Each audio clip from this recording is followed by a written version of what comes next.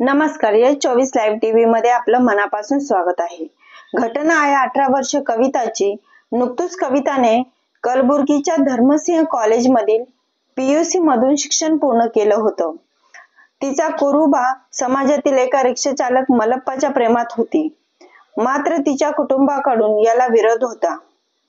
कुटुंबियांनी वारंवार तिला मल्लप्पापासून दूर राहण्यास सांगितलं, मात्र तरीही हे कविताला मल्लप्पा सोबतच लग्न करायचं होतं आणि कुटुंबियांनी परवानगी न दिल्याने तिने पळून जाण्याची धमकी सुद्धा दिली होती। 27 ऑगस्ट रात्री या मुद्द्यावरून पुन्हा एकदा कविता आणि कुटुंबियांमध्ये वाद झाला। तिचे वडील शंकर कोलूर, त्यांचा भाचा शरणू आणि नातेवाईक दत्तप्पा चोला बारद यांनी घराच्या आत गळा आवळून तिची हत्या केली। आत्महत्येचा बनाव रचून या प्रकरणाला वेगळं वळण देण्याचा प्रयत्न करण्यात आला। यासाठी त्यांनी कविताच्या तोंडात कीटकनाशकाचं औषध टाकलं। दुसऱ्या दिवशी सकाळी आरोपींनी ही पुरावा मिटवण्यासाठी कवितेचा मृतदेह चिक्कार रोडवरील शंकराच्या भावाच्या शेतात जाऊन जाळला।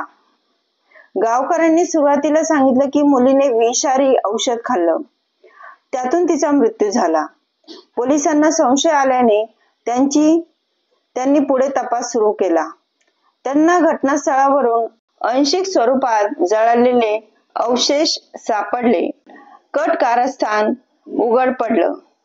यानंतर पोलिसांनी फरहाताबाद स्टेशनमध्ये याबाबत गुन्हा दाखल केला। या प्रकरणात वडील शंकर कोलूर यांना अटक करण्यात आली आहे, तर शरणू आणि दत्तप्पाचा तपास सुरू आहे। कविता 5 मुलींमध्ये 4थ्या क्रमांकावर होती। 2 मोठ्या बहिणींचे लग्न झाले आहे। सर्वात लहान बहीण 9वीच्या वर्गात होती।